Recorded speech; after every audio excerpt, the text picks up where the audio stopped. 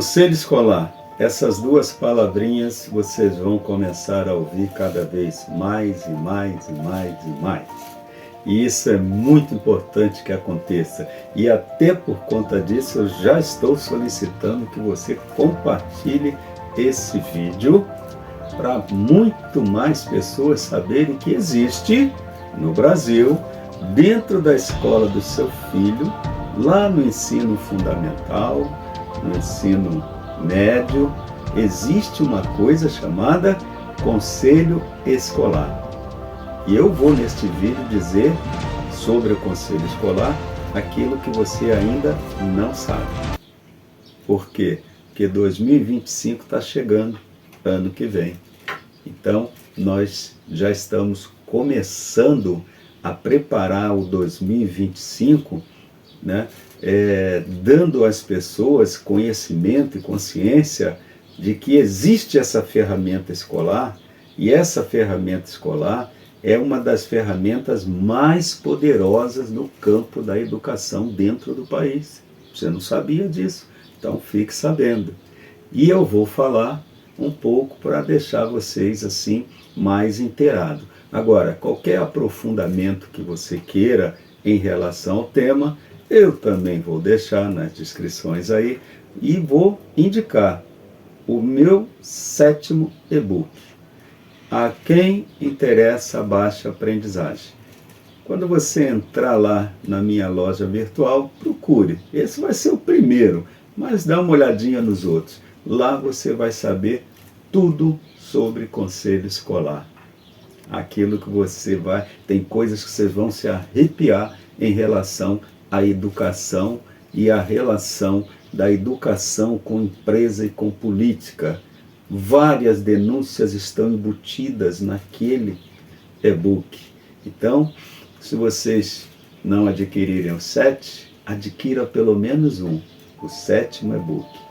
A Quem Interessa a Baixa Aprendizagem. E tentem ler, não riam demais, porque é um modelo, né? uma linguagem que às vezes nos deixa um pouquinho assim com vontade de sorrir, mas por favor não se percam nessa parte assim do sorriso, tá? Mantenham a seriedade de vocês quando estiverem lendo este e-book, beleza? Vocês vão ver coisas impressionantes. Então vamos lá. Já está feita aí a minha divulgação em relação ao 7º e-book, né? Então, não deixem de adquirir. Quem não puder adquirir todos, adquira ao menos o 7º, porque ele vai falar muito sobre conselho escolar, ok? Bom, hoje eu vou fazer um vídeo médio, não é muito longo não, mas eu tenho que dizer hoje aquilo que ninguém disse. E isso vai deixar vocês assim entusiasmados para assumir uma cadeira dentro do conselho da sua escola, como conselheiro ou simplesmente estando presente em todas as reuniões de conselho, levando sua bagagem, seu conhecimento, suas dores, suas dificuldades encontradas, que seu filho encontra, né? A educação do seu filho está indo, mas você não tem certeza se está indo no caminho certo ou não, coisa e tal. É lá no conselho escolar que você tem que estar, né? Se você é professor e você fica procurando, muitas das vezes, o sindicato, fica procurando mobilizar pessoas, mobilizar.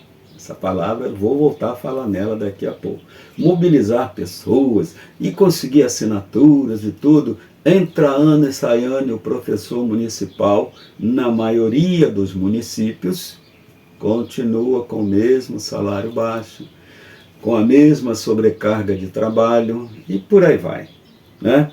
Então, hoje eu vou falar de uma atribuição do conselho que ela é fundamental para aquelas pessoas já da comunidade que têm interesse em resolver os problemas que até o momento estão sem solução.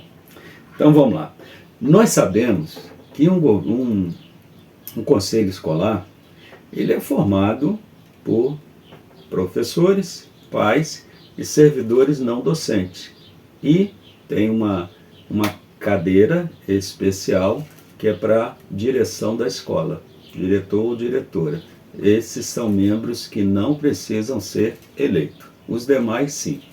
Bom, uma vez feito o conselho, é muito importante que você, 2025, que vai participar dessa formação dos conselhos, tente deixar claro, né? Eu já vou deixando claro aqui para que as próprias pessoas se policiem, né?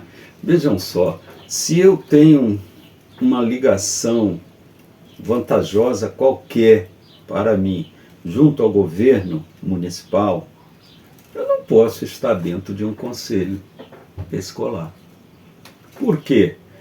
Praticamente tudo que for ser discutido em política pública, vejam bem, praticamente tudo que for discutido em forma de política pública nas plenárias dos conselhos, se você depende do governo por algum motivo, ou por causa de um subsídio, ou por causa de edital, não interessa qual é o tipo de relação em que surgem vantagens que você tira legalmente, logicamente, do município, você vai comprometer as decisões do conselho.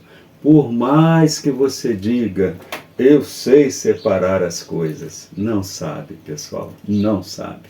Na hora de ir contra alguém que lhe favorece, você pensa 1000 vezes e decide a favor de alguém que te favorece.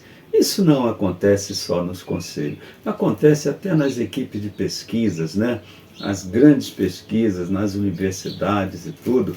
Quando há conflito de interesse, isso prejudica os resultados das pesquisas.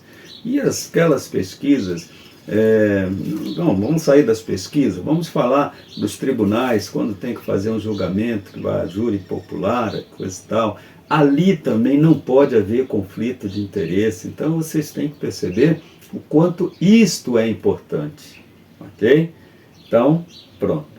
Agora a gente já pode formar um bom conselho.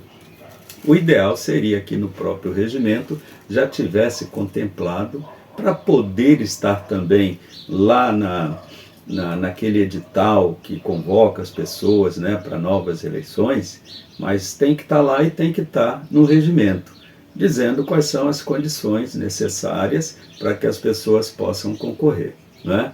De repente, a pessoa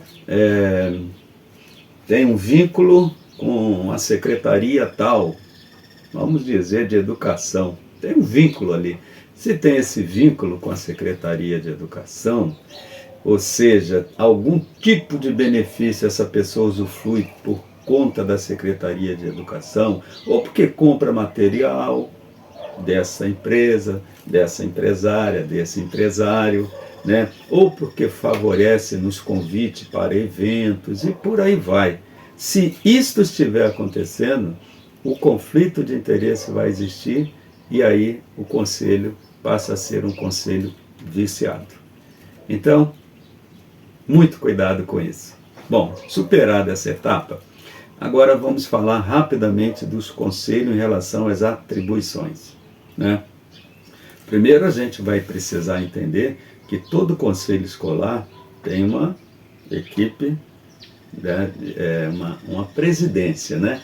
Que ela é composta do presidente, vice-presidente e a secretária.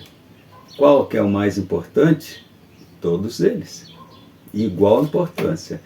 A secretária, em alguns casos, elas são fundamentais. Por quê?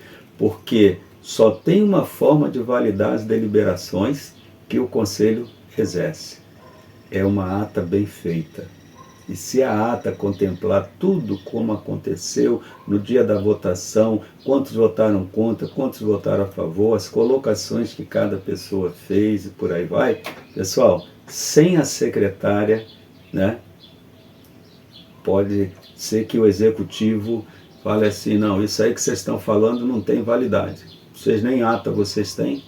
Então, muito cuidado com isso. Então, a secretária é muito importante. O vice-presidente, fundamental. Porque em caso de doença, um caso de situação que o presidente ou a presidente peça afastamento, etc., sem nenhum problema, o vice está ali inteirado de tudo e saberá dar continuidade. E o vice, e o presidente nem se fala, a importância de um presidente.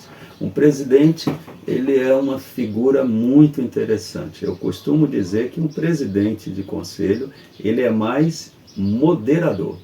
E ele é aquela pessoa que tem essa sabedoria, a sapiência de observar o rumo que as coisas tomam, para não deixar que as pessoas se percam em várias imaginações e coisa e tal, e tome todo o tempo que o conselho tem, né, para deliberar sobre certas coisas. Então, cabe bem ao presidente, não ao outro colega conselheiro, mas ao presidente, alertar quando for o caso. Ô fulano, mas isso aí nós poderíamos deixar para uma outra pauta por causa disso, disso, e a pessoa entende e aí segue. Por outro lado também, o presidente, ele não tem nenhuma obrigação de tomar partido. Olha que coisa interessante. Ele não precisa tomar partido, mas ele precisa ser justo, né? Precisa não ter medo, ele precisa ser íntegro em relação às atribuições do conselho e saber colocar esse conselho cada vez mais ativo e, ao mesmo tempo, de alguma forma, proporcionar às outras pessoas da comunidade, né, informações necessárias para que elas possam estar presentes nas reuniões do conselho. Olha quanta coisa um presidente tem que fazer. É o presidente quem emite o documento, quem recebe, embora muitas secretarias não mandam ofício de resposta para os presidentes, o que é uma falha democrática, é uma prova concreta de que não há ideias democráticas por trás das ações desses mandatários, que ao invés de responder ao conselho, ao presidente, manda para a diretora, manda para o e-mail da escola, faz um monte de subterfúgio para não considerar, não dar o devido valor ao presidente do conselho. Esta é uma das falhas graves, número mais importante que acontece, né, dentro da escola. A gente sabe que o governo federal tem produzido muitas capacitações para a Secretaria de Educação para que elas consigam entender a posição de um conselho escolar dentro da escola. Mas nisto estamos engatinhando ainda, ok? Bom, então vamos falar dos poderes, né? Ou prefiro dizer atribuições que o conselho escolar tem. Então vamos lá. Primeira atribuição, ele é normativo. Então as normas que acontecem dentro da escola, que é em função das deliberações que são tomadas, o conselho escolar tem que produzir uma norma, né? Ou uma resolução. E essas normas e resoluções é o que todos têm que ir seguindo conforme o andamento e o processo do trabalho escolar. Maravilha. Além dele ser normativo, ele é fiscalizador. O nosso conselho escolar, ele tem a obrigação de verificar o andamento das coisas dentro da escola e, ao mesmo tempo, está aberto a demandas, né? Porque as demandas que surgem é um complemento dessa fiscalização. Então, essa questão de fiscalizar, ele tem ingerência tanto no aspecto pedagógico, financeiro, administrativo dentro da escola, né? Não é à toa que é considerado o órgão máximo dentro da escola. Então, as ações da gestão escolar, elas estão submetidas a essa fiscalização, né? Claro que um diretor, diretora de escola democrático, que entende, que tem a sabedoria e conhecimento, sabe o quanto é mais confortável, né, ser gestor numa escola dentro de uma gestão democrática que só existe nas escolas. Não existe gestão democrática fora da escola, não existe. né? Se o dono da empresa quiser, ele faz as mudanças que ele tem que fazer, não importa o que o conselho dele tenha decidido antes lá. É umas coisas meio complicadas. Mas dentro da escola, para as escolas, foi criada a tal da gestão escolar. Então, é claro que um diretor ou diretora dentro de uma escola, hoje compreende que todas as ações têm que ser alinhadas com o conselho escolar. E o conselho escolar nada mais é do que a comunidade presente nas decisões. Então, essa comunidade, sim, ela é soberana, a comunidade é soberana. Então, esta comunidade, por intermédio dos mecanismos do conselho escolar, ela consegue estar presente nas decisões, sabendo o que está acontecendo ou aquilo que vai acontecer e por quê, e além de tudo, interferindo, direcionando as coisas que vão acontecer de acordo com as discussões em políticas públicas que ocorrem nas plenárias, né? O ideal seria que todas as reuniões de conselho tivessem no mínimo 50 pessoas. Não dá para fazer, às vezes, dentro de uma sala de aula normal de 20, 30 alunos. Então precisa de um espaço maior. Isto é muito importante. Mas nós não estamos nesse nível ainda. A gente ainda consegue fazer uma reunião de conselho dentro da sala dos professores. Lá na minha escola, por exemplo, já estamos extrapolando. Daqui a um dia nós teremos já que ir para uma sala de aula. Vamos chegar até os 30 dentro de uma sala de aula. 30 não, vamos pensar em 20. De 20 para frente, nós já vamos precisar de um auditório. E isso, pessoal, significa conselho escolar vigoroso. Ok? Então vamos lá. Nós já falamos normativo, fiscalizador e deliberativo. Então, o conselho escolar, por ser o órgão máximo da escola, outro dia eu falo um pouquinho da história dos conselhos, Carta Magna, eu posso falar um pouco sobre a época lá do rei João Sem Terra, 1215 na Inglaterra, como que tudo isso foi sendo conquistado de lá até chegar nos dias de hoje. Um vídeo sobre isso já estou devendo para vocês. Mas vamos nos ater à ideia de que hoje, né, já sabemos, estamos conscientes, que conselho escolar, ele é quem delibera. Ok? Então, se tem algo a ser feito, nós vamos fazer uma quadra, nós recebemos uma verba de tal lugar e coisa e tal, e aí nós agora temos que fazer isso para justificar aquela verba e coisa e tal. Esse isso e isso a ser feito é debatido dentro do conselho. Nós recebemos uma verba do político tal que conseguiu para isso, nós vamos fazer uma quadra. É mais um tema, porque é dentro do conselho que vai se decidir, né, sobre local, etc, etc, etc, como vai ser a quadra e tudo. É dentro do conselho. É claro que nós nunca podemos subestimar aquilo que é legal e aquilo que é científico. Eu não posso dizer que o que é legal, o que é científico é soberano. Não se usa essa expressão para essas coisas. Mas a gente sabe que são as condições científicas e as condições conforme a legalidade, elas têm que estar em primeiro lugar, para a partir dali o conselho então poder discutir. Então é muito importante a gente saber que é o conselho escolar que é o órgão deliberativo, né? Agora chegou a hora. Eu vou falar da mobilização. O conselho escolar, ele é mobilizador. Bom, mobilizador, quando uma escola está muito avançada, ela já entende que mobilizar significa chamar as pessoas, convidar as pessoas para estarem presentes na reunião do conselho. Mobilizador, está mobilizando as pessoas. Só que não para aí. Por quê? Conselho escolar, pessoal, ele é respaldado por lei. Então, tudo aquilo que ele decide é para ser colocado em prática.